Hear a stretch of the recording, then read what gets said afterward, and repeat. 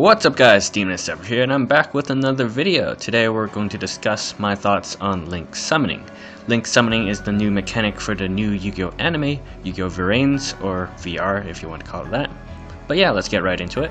With Link Summoning, we actually have a new dueling field, which actually looks like this. We have two new zones, as well as our spell and trap zones are now pendulum zones or things, so let's get right into it. So this is now called the main monster zone, the 5 monster slots. You cannot special summon any extra deck monster to these zones anymore. That's a huge change to the game. So you can't summon like fusions, synchros, or exceeds, or even face up pendulum monsters to these zones, as well as a new extra deck monster, which is the Link monsters to these zones. We can, however, summon these extra deck monsters to these zones, the extra monster zone. Now, each player can only control one of them, and when a duel starts, neither player actually owns one of these zones.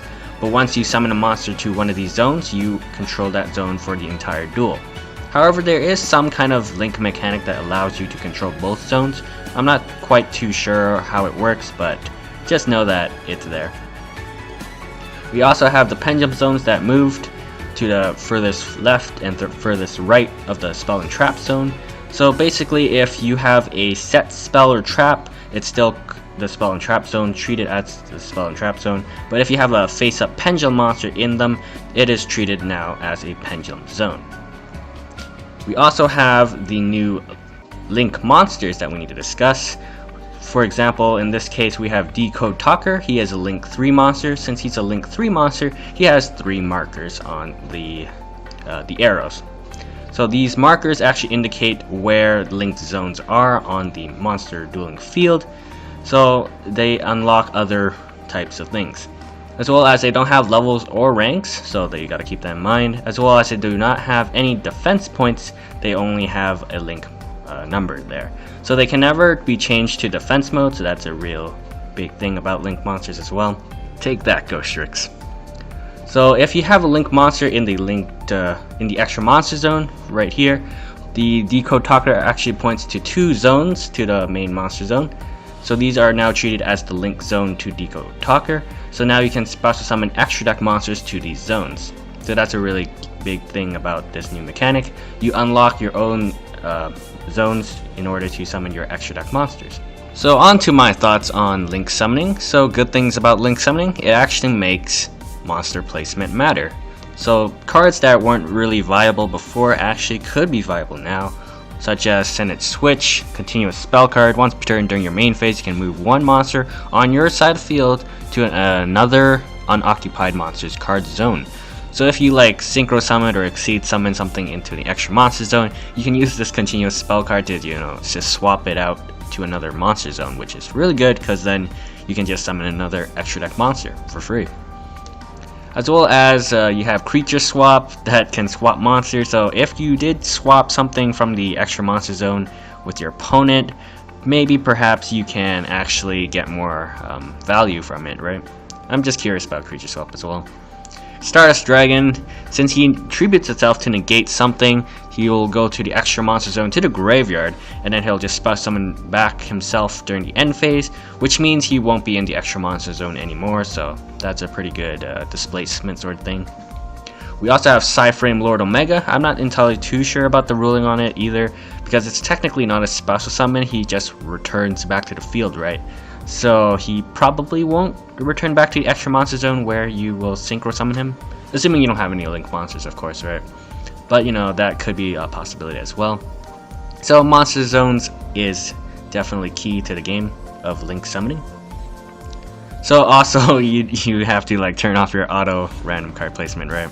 Another great thing about Link Summoning and Link monsters in general is that their materials are quite generic, because for example, like the Gaia Saber, the Video Knight here, this card requires 2 or more monsters. It's a Link 3 monster.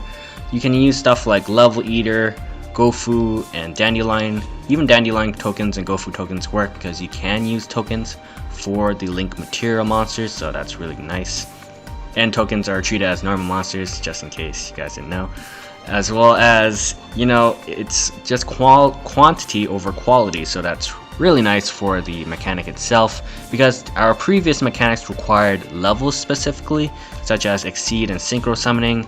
Pendulum summoning kind of had to involve levels as well, but you need 2 pendulum cards in your hand with different scales, and it's, you know, kind of complicated and whatnot. But also, fusion summoning technically required specific monsters as well, plus polymerization sometimes, so that's really heavily costed on your resources, right? But link summoning doesn't really require any of that. It's like contact fusion, except more generic, you could say. So what are some bad things about the new mechanic, as well as the new rules?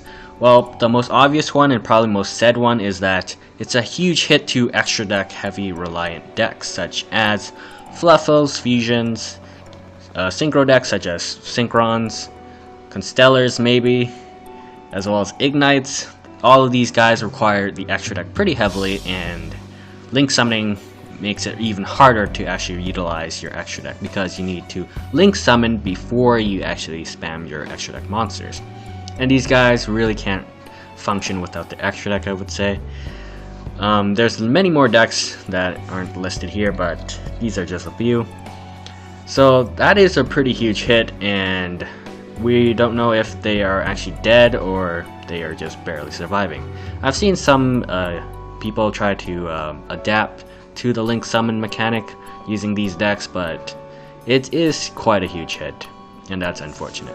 And of course, decks that didn't rely on the extra decks so heavily, such as Monarchs, Cosmos, and Mermails, have grown technically stronger, because now extra deck reliant decks are now having to adapt to the link summon mechanic, while these guys just, you know, whatever, we just do our own shenanigans, right?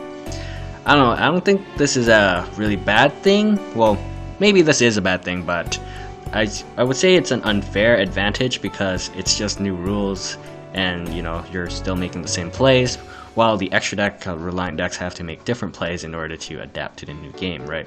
Because the new rules doesn't actually slow down these decks, they actually just make them better, I guess, against the other competitors. What I hope to see in the future is more legacy support for the older archetypes. They've been doing this quite a while, such as the Crystal Beast with the Crystal Beast Vanguard Pendulum monster, which is pretty good support.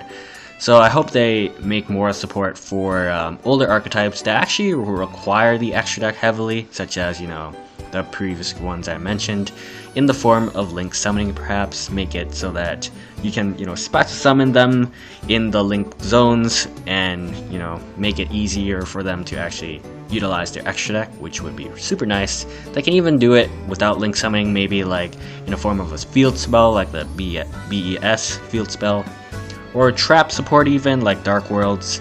So just a lot of support for the older archetypes that actually got hit by the new rules, so that they are a bit faster in the new game, right? As well as maybe a crossover between link monsters with the other extra deck monsters would be pretty cool, like the Odd-Eyes Rebellion Dragon and stuff like that. I would say that would be pretty cool to see from the new mechanic, right? Last thought on link monsters. Why did they make the link monsters blue, just like the ritual monsters, right? I know the ritual monsters aren't technically an extra deck sort of type card, because they reside in a main deck, but still, they should have made a different color. There were plenty of colors, right? They could have even made it pink, for that matter. Like, well, maybe trap cards are technically kind of pink, but there's definitely more colors than that, right? They could have made like deep red, like my friend said, some kind of bloody sacrifice to link them together. A bit hardcore for a children's card game, but any other color would have been better other than blue, I guess. But yeah, that's my final thoughts on it. But yeah, anyways, thanks for watching, guys, and I'll see you guys later. Leave your thoughts below if you want to.